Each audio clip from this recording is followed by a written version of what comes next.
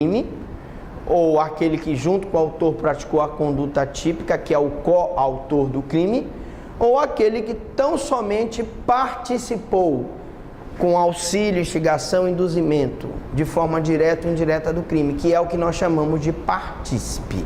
Mais maiores detalhes sobre isso, só na aula de concurso de agente. Muito bem. Então, nós vemos aqui que todas as causas são equivalentes. Tanto o cara que planejou, quanto que comprou a arma, quanto que levou o pistoleiro na moto, quanto que hospedou. Pois, se uma delas não tivesse presente, não existiria o resultado naturalístico do crime de homicídio. Se o cidadão não tivesse levado ele numa moto no local, não teria homicídio. Se o outro não tivesse comprado a arma, não havia o crime de homicídio. Aí você me pergunta assim, mas professor, e se o cara que hospedou não sabia que aquela hospedagem era para um pistoleiro que iria matar uma determinada pessoa? Lógico que pressupõe, para que eu responsabilize o dono da casa que hospedou o pistoleiro, que ele saiba, porque também seria injusto responsabilizar o dono da casa se ele não sabia que aquele cidadão estava ali para praticar uma conduta. Ele não agiria nem com dolo, nem com culpa, exatamente. Bom, vamos falar agora da ocorrência do resultado. Ocorrência do resultado. O agente não deve interferir na cadeia causal sob pena de responder pelo resultado, mesmo que este, sem a sua colaboração, fosse considerado inevitável. Então, deixa eu dar um exemplo aqui para vocês. Um cidadão recebe um tiro de escopeta, bem no peito. Já era. O ferimento é gravíssimo. Os enfermeiros olham se esse cara aqui tem pouca chance de sobreviver. Pegou em cheio no peito dele, afetou o coração dele. Mesmo assim, os enfermeiros então pegam e fazem colocam ele no balão de oxigênio, entubam ele, colocam dentro da ambulância. Essa ambulância vai até o primeiro hospital para o atendimento médico emergencial.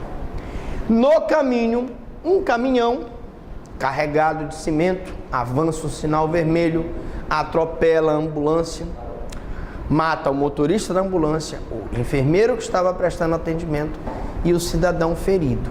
Prestem muita atenção.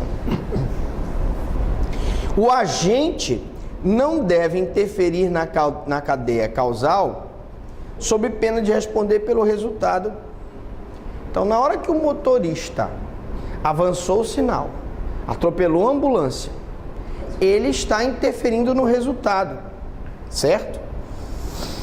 E mesmo que o resultado, sem a sua colaboração, fosse considerado inevitável.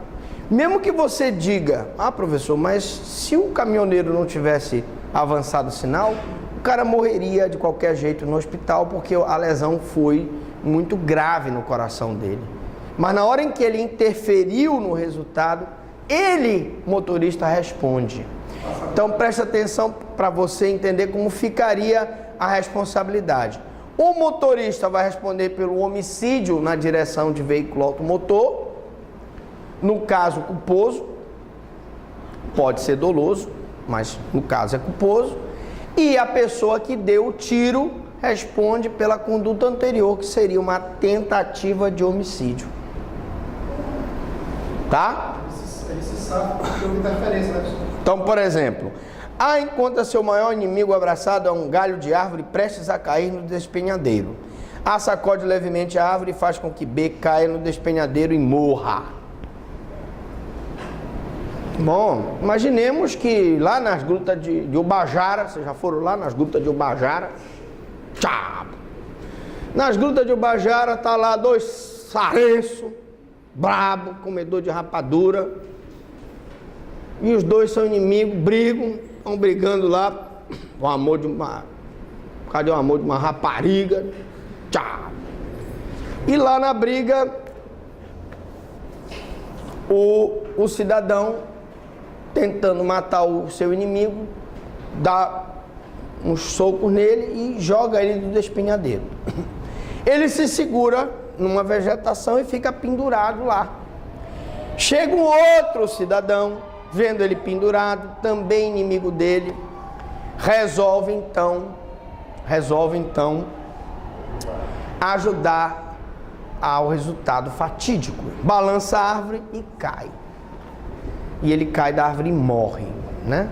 Que é bastante alto lá nas grutas de Ubajara, né, bicho? O cara cai de lá de cima, já era. Bom, pergunta-se, como é que vai ficar a responsabilidade? O primeiro que brigou com a vítima e que deixou a vítima pendurada, responde pela tentativa de homicídio. E o segundo que balançou o galho, que fez com que a vítima caísse no despenhadeiro e morresse, esse vai responder pelo homicídio consumado. Tá? Então preste atenção, porque isso poderá ser pergunta de prova. Espécies de causa.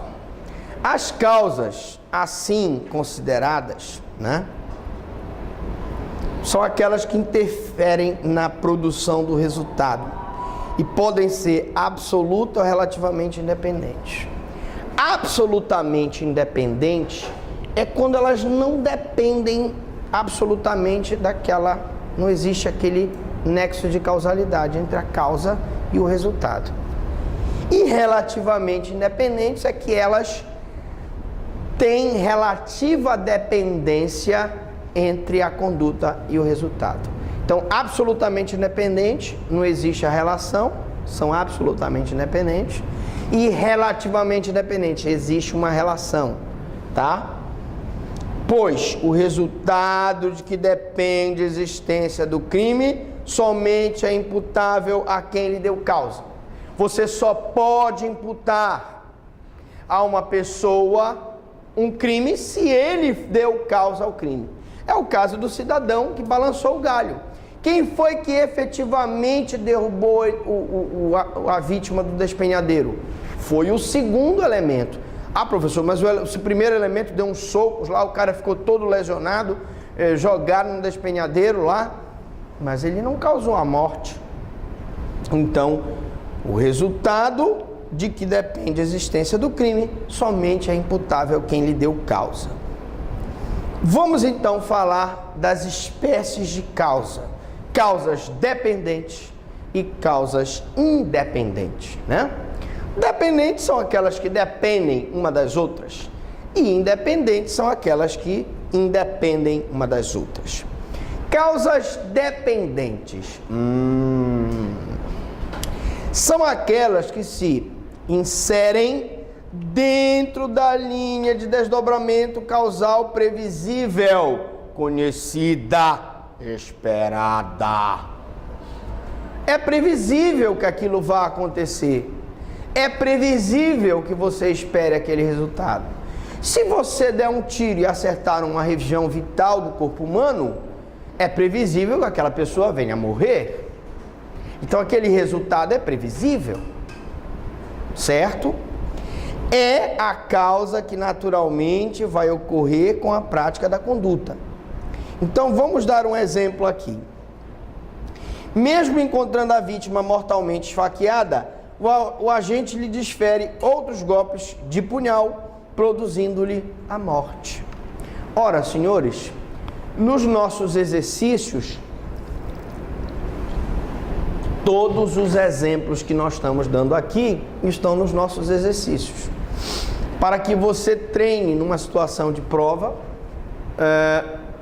se a causa é independente ou dependente. Neste caso, mesmo que o agente encontre uma pessoa mortalmente ferida, se ele dá o tiro de misericórdia na pessoa, ele é que vai ser responsável pela morte daquela pessoa. Ah, professor, mas ela já estava mortalmente ferida. Não interessa. O primeiro agente que deixou ela mortalmente ferida responde pela tentativa de homicídio, se a intenção era matar, ou pela lesão corporal grave ou gravíssima, se a intenção era lesionar. E quem efetivamente foi lá e deu o tiro de misericórdia é quem vai responder pelo homicídio. Tá certo? Porque é uma causa dependente. Agora, eu poderia falar das causas independentes, né? São aquelas que não se encontram na linha de desdobramento causal previsível, conhecida, esperada. São fatos inesperados que produzem por si só o resultado. Fatos inesperados que produzem por si só o resultado. Olha aqui o exemplo. Fatos inesperados, né? O agente encontra a vítima mortalmente envenenada. Ele ministra água, constatando posteriormente que o evento morte não teve nenhuma provocação direta com a ingestão de água. Ora, você encontra uma pessoa envenenada, você não é médico, você não é enfermeiro, não tem conhecimentos sobre isso. O que você vai fazer? A pessoa começa, água, água. Você vai dar água para ela. Aí ela morre. Aí se você se desespera, pô, matei aquela pessoa. Não. Você não responde pela morte, porque a tua conduta de dar água é independente da causa que produziu o resultado. O que produziu o resultado? O envenenamento. Quem vai responder pela morte? Quem envenenou. O agente que envenenou. Um outro exemplo é o cidadão que tem problema de hemorragia interna. Eu não sei se vocês sabem, mas 2 jovens estão brincando com uma arma, a arma dispara e a bala então fica alojada dentro do corpo da pessoa. Ao invés dele sangrar para o lado externo do corpo, o sangramento é interno, é o que nós chamamos de hemorragia interna. E para quem não sabe, quem tem problema de hemorragia interna, você não deve dar água, porque você acaba matando ele mais rápido. Mas ele sente muita sede, ele está perdendo sangue e isso faz com que ele sinta sede. Então a pessoa está lá, o outro feriu ele mortalmente, ele está com um tiro com hemorragia interna. Você vai lá e dá água para ele, você não pode ser responsabilizado pela morte, porque a tua conduta é independente. Quem vai ser responsabilizado pela morte dele? O agente que deu o tiro que provocou a hemorragia interna, porque dar água a uma pessoa não mata ninguém. Tá bom? Deu para entender o que é causa independente e causa dependente? Vamos lá. Agora vamos mais, né?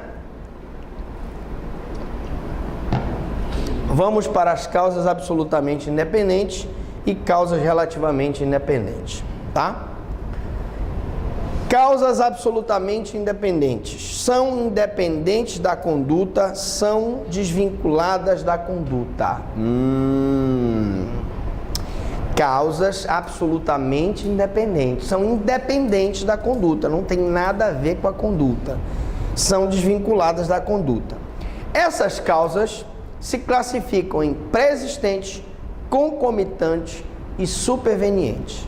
As pré-existentes ocorrem quando elas existem antes que a conduta típica seja praticada.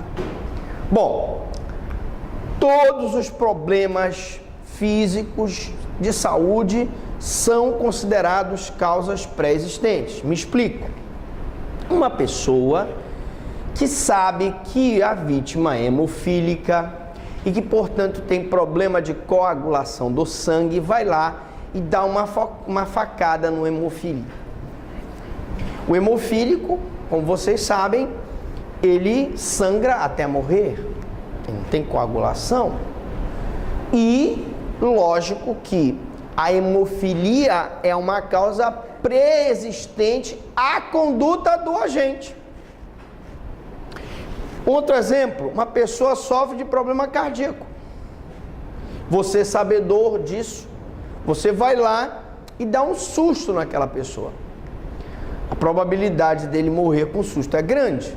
Logo, o problema cardíaco é uma causa pré-existente em relação à conduta do agente. O agente responde pelo homicídio. Se a pessoa vier, a intenção dele era matar, ele deu um susto. O cara teve um ataque cardíaco, ele morreu, ele responde, evidentemente, pelo homicídio. Né? Outro exemplo são as concomitantes. Concomitantes, quando atuam ao mesmo tempo da conduta, né? Então, por exemplo, imaginemos que uma mulher queira matar o próprio marido. Senhora, por exemplo, quer matar, não está, acho que ele não está mais dando conta, já não está mais comparecendo, a senhora quer matar o cidadão. E a senhora então prepara uma sopa envenenada para ele. Só que a senhora não sabe que o vizinho dela também quer matar o desgraçado. O desgraçado está devendo aluguel, não quer pagar, e o vizinho resolve matar também. Na hora que ele está tomando a sopa lá na cozinha, né, envenenada, o vizinho joga lá de cima um ferro, uma perna manca, na cabeça dele. Cai bem em cima da cabeça. Pergunta-se: quem vai responder pelo homicídio daquela pessoa? A mulher que envenenou ou o vizinho que jogou a perna manca? Os dois. Quem acha que é a mulher, levante a mão. Quem acha que é o vizinho, levante a mão. Quem acha que são os dois? Quem não acha nada? A senhora não acha nada? A senhora não acha nada? Vocês são concomitantes? Gente, a resposta de vocês está errada. Ninguém acertou. Porque, gente, a resposta é depende. Por quê, professor? Porque vai depender do laudo de exame de corpo de delito. Exame cadavérico. Se o exame disser que ele morreu em virtude do envenenamento, a mulher responde. Se o exame disser que ele morreu em virtude do traumatismo craniano, o vizinho responde. Como é o negócio? Isso lá do DC que foi, ele estava envenenado, então ele tomou uma facada, só que ele morreu primeiro da facada. Mas já estava envenenado. Pode ser aquele caso de um responder pela tentativa e o outro morte. Aí lógico que, imaginemos que o laudo diz que foi o envenenamento que matou. Ela responde pelo crime consumado, de homicídio, e o vizinho pela tentativa de homicídio. E se o laudo disser que foi traumatismo craniano, o vizinho responde pelo homicídio consumado e ela vai responder pela tentativa. Lógico que eu não sou um especialista em medicina legal, mas eu acredito que dificilmente uma perícia vai dizer que os dois deram causa ao resultado. Geralmente, ou uma coisa ou outra matou primeiro a vítima, né? Então, por isso a gente tem que ter muito cuidado na hora de apontar. Primeiro a gente tem que ver o laudo. Muito bem. Oi? Supervenientes. Supervenientes quando atuam depois da prática da conduta. Rompem-se o nexo causal, não podendo o agente responder pelo resultado, tá? Então preste atenção de um exemplo de conduta superveniente.